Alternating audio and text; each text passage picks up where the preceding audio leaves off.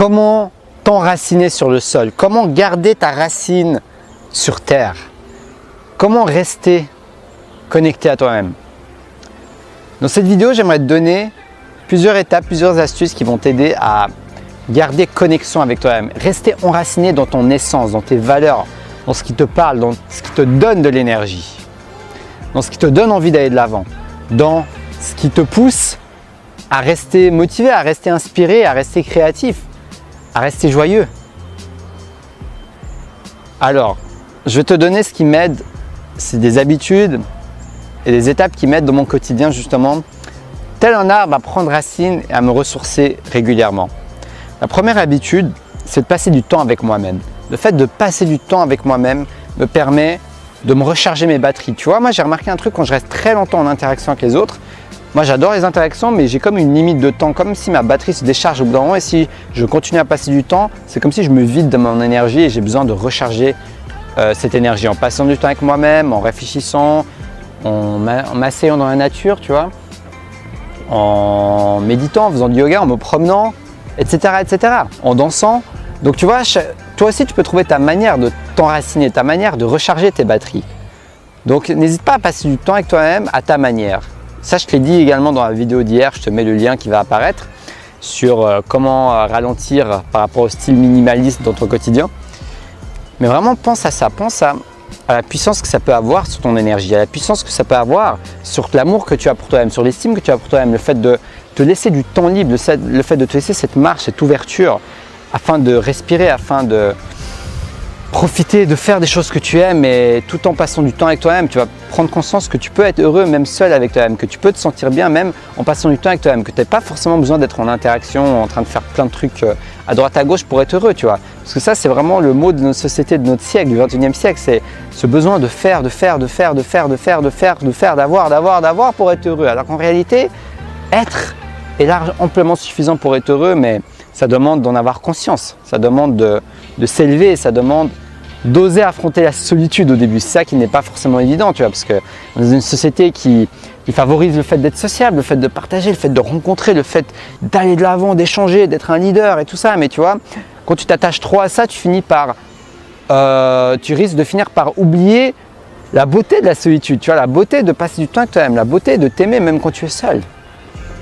Ça ne t'empêche pas de rencontrer des gens, mais la question que tu peux te poser, c'est est-ce que quand quelqu'un n'est pas disponible, quand je passe du temps avec moi-même, je me sens bien ou mal, tu vois? Est-ce que je me sens en harmonie avec moi-même ou bien est-ce que je me sens en manque? Le problème, c'est quand on se sent en manque en fait. Bien sûr, on a un besoin d'échanger, c'est normal, c'est humain, mais quand ça devient excessif et que tu en as trop besoin et que tu n'arrives même plus à passer du temps seul, c'est que tu n'es pas assez détaché, c'est que tu n'as sûrement pas assez d'amour pour toi-même et tu n'as sûrement pas assez expérimenter le fait de passer du temps seul avec toi-même. C'est une expérience que j'ai adorée. D'ailleurs, si ça t'intéresse d'approfondir pour vraiment aller plus loin, je t'ai fait une vidéo où je t'ai parlé de mon expérience où j'ai passé 10 jours sans parler. Si ça t'intéresse, je te mets le lien qui va apparaître. Et donc voilà, ça c'est un premier moyen. Le deuxième moyen, c'est de t'entourer des gens qui t'inspirent, de discuter, d'échanger, de partager avec des gens qui ont des valeurs vers lesquelles tu veux aller, des gens qui sont connectés au moment présent par exemple, tu vois, ça je trouve ça très inspirant de rencontrer ce genre de personnes.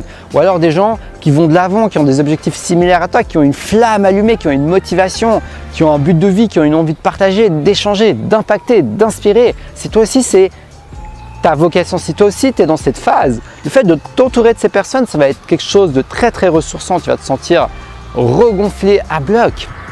Parce que tu vas être dans une optique et dans une énergie où tu verras des gens autour de toi qui vont de l'avant, qui se bougent, qui se dépassent, qui sortent de leur zone de confort, qui se retrouvent avec eux-mêmes, qui travaillent sur eux-mêmes. Et quand tu es dans cet environnement, quand tu rencontres ces gens, quand tu discutes, tu interagis, il y a un échange positif, il y a une énergie qui se crée.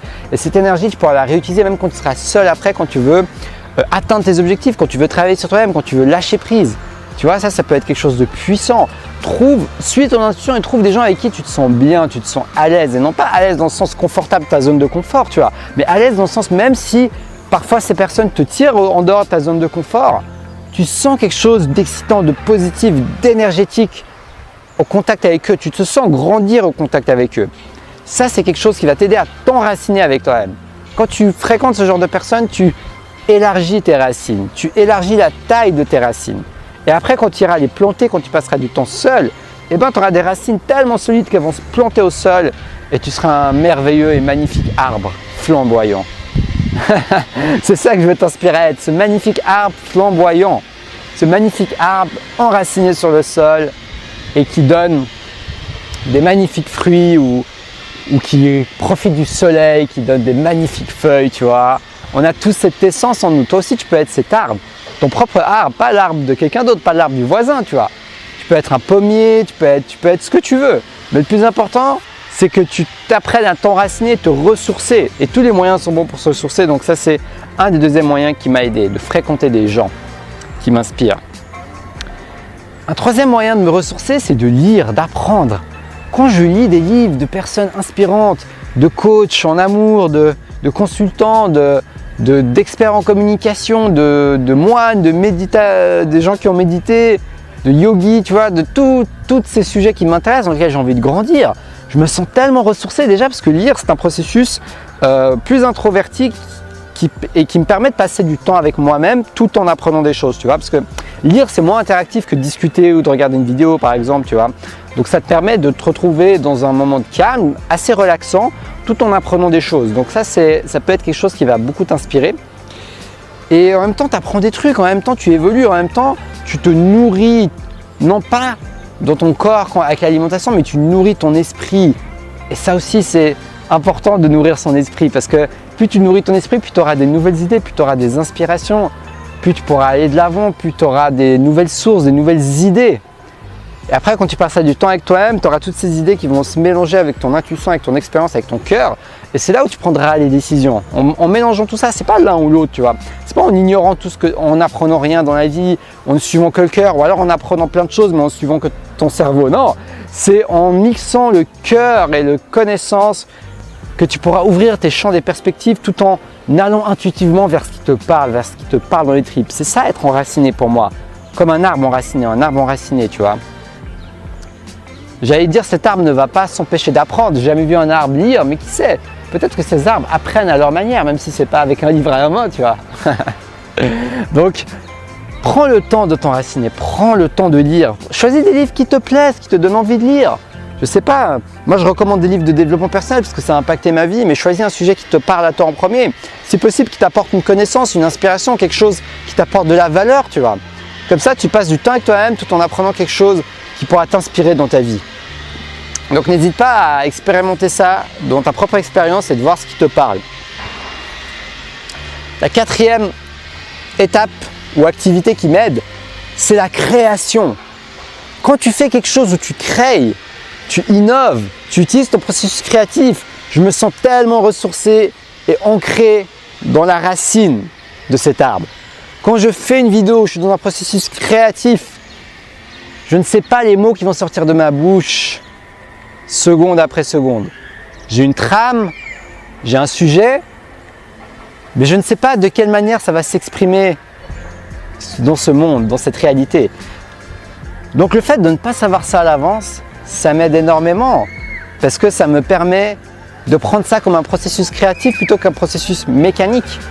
Un processus où je partage, un processus où je m'amuse, un processus où je m'exprime, un processus où je me fais du bien. Ou des fois, tu vois, je suis là, je pourrais avoir un peu de frustration, une énergie, tu vois, quand je fais ça, ça m'aide. Pas toujours, mais parfois ça m'aide. C'est comme quand je danse, tu vois. La danse aussi, pour moi, c'est un processus créatif qui m'inspire beaucoup et que j'adore faire. Quand je danse, je ne sais pas où mes bras vont partir. J'aime bien le faire de manière improvisée, tu vois. Des fois, je fais une petite chorégraphie, mais je le fais souvent de manière improvisée. Je fais même de la danse méditative parfois et ça me fait un énorme bien. Je ne sais pas où mon corps va partir. Je me laisse aller dans mon intuition et c'est exactement ce que je fais dans mes vidéos et quand je danse. Et quand tu as un processus comme ça que tu peux faire au quotidien, mais tu te sens, moi je me sens tellement ressourcé, ça m'aide énormément, ça fait partie de mes plaisirs, de mon partage du quotidien. Et moi je trouve ça magnifique. Donc si toi tu peux trouver quelque chose où tu peux créer, où tu peux t'exprimer, quelque chose qui comble ta valeur d'expression de toi-même, peu importe ce que c'est, tu n'as pas besoin d'être un art comme on l'entend, la musique, la danse, etc. Ça peut être quand tu discutes avec quelqu'un, ça peut être quand tu enseignes si tu es enseignant, ça peut être quand tu discutes, quand tu interagis avec tes collaborateurs, si tu es un manager ou je sais pas quoi, tu vois, peu importe. Trouve ton art, trouve ta manière de créer. C'est peut être trouver des nouvelles idées de business si tu es entrepreneur ou tu aides les entrepreneurs à lancer leur boîte. Tu vois, ça peut être ce processus créatif aussi que je fais également parce que quand je crée des formations, tu vois. Donc trouve vraiment un processus créatif qui te comble, qui te remplit, qui te donne envie au quotidien de sortir de ton mental et d'aller dans un processus créatif où tu te connectes à quelque chose de plus grand que toi-même. Peu importe ce que c'est cette chose, personnellement, ça m'aide vraiment à me ressourcer, à m'ancrer envers moi-même. Et le 5e élément, c'est tout simplement de prendre des vacances. Prendre des vacances, tu vois. Là, on est l'été. C'est vrai que des fois, on a des priorités, on a des projets qui comptent, on a même des choses qu'on adore faire et on se dit, bah, mon travail, tu vois, c'est le travail, c'est ce que j'adore. Donc, je ne travaille pas un seul jour de ma vie. Mais je remarque quand même que parfois, ça fait du bien de couper. Même si tu adores ton travail, ça peut faire du bien, même ne serait-ce que quelques jours, de couper les ponts et de prendre le temps de te ressourcer, de prendre le temps de faire des choses que tu n'aurais pas pris le temps de faire auparavant. Je sais pas moi, tu as peut-être envie de voyager quelque part, tu as envie de faire une promenade, une randonnée dans la nature, dans la montagne, dans une forêt, dans un sentier, tu as envie de passer du temps avec ta famille, avec tes enfants, tu vois, tu travailles beaucoup. Ça va t'aider à t'enraciner. Parce que des fois, on croit qu'on continue à travailler dans ses rêves, on va s'enraciner. Et oui, en partie, on s'enracine. Mais parfois, ça demande de prendre du recul et de faire une pause pour encore mieux s'enraciner et prendre un nouveau départ encore plus efficace quand tu te remets au travail. Donc ne sous-estime pas l'importance de prendre des vacances.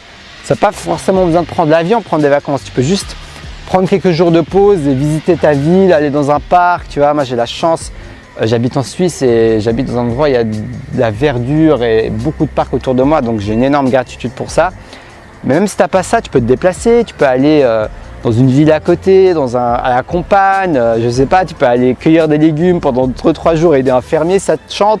Fais quelque chose qui te parle, fais quelque chose que ton cœur te donne envie d'aller, tu vois, quelque chose qui te parle dans le cœur, que tu as envie de le faire, quelque chose qui te correspond, tu vois, pas quelque chose que tu as juste envie de le faire pour faire comme les autres, pour juste partir en vacances, tu vois. Fais vraiment quelque chose qui te parle à toi, mais en même temps qui te coupe du travail, tu vois, qui te met cette sorte de brise, de vent, qui te permet de faire une pause et de reprendre le travail avec beaucoup plus de souffle.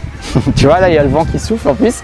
Donc, ça te redonne ton souffle, le fait de profiter de ce vent qui passe pour te reposer, pour faire une pause, pour ralentir. Et après, quand tu reviendras, ta flamme sera encore plus brillante et tu pourras te relancer à fond dans tes projets et dans ton travail sur toi-même. Donc voilà, c'était mes 5 étapes qui me permettent de m'enraciner encore mieux tel un arbre. Donc je vais te les récapituler. La première étape, c'est de passer du temps avec toi-même. La deuxième étape, c'est de t'entourer de gens inspirants qui t'inspirent. La troisième étape, c'est d'utiliser ton processus créatif, de créer, de partager avec les autres. La quatrième étape, c'était quoi? La dernière étape, en tout cas, que je viens de te dire, c'était de prendre des vacances, de prendre des pauses. Et il y a une étape que j'ai zappée, je ne sais plus c'était laquelle. De faire quelque chose que tu aimes, enfin je ne sais plus, mais tu pourras revoir la vidéo. Dans tous les cas, j'espère que cette vidéo t'a inspiré. N'hésite pas à liker et à partager si ça te parle, à t'abonner parce que je suis motivé à t'inspirer, à te partager mon art. Pour moi, c'est un art le fait de créer ces vidéos au quotidien parce que j'adore faire ça. Donc n'hésite pas à me dire ce que tu en penses dans les commentaires. Moi, j'aime bien ce côté échange avec la communauté, quelque chose d'interactif. Et puis je te remercie de me suivre. Si tu es intéressé par une séance de coaching, il y a également le lien dans la description de la vidéo où je t'offre 1 heure de coaching sans limite de mes places, sans engagement. Donc n'hésite pas à aller voir ça si tu as envie de réserver ta place avant qu'il y ait d'autres personnes qui le fassent. Quoi dire d'autre? Voilà, passe une excellente journée, profite bien de ton temps libre pour faire les choses qui te tiennent à cœur. Donc je te dis à demain pour la prochaine vidéo et surtout, reste passionné.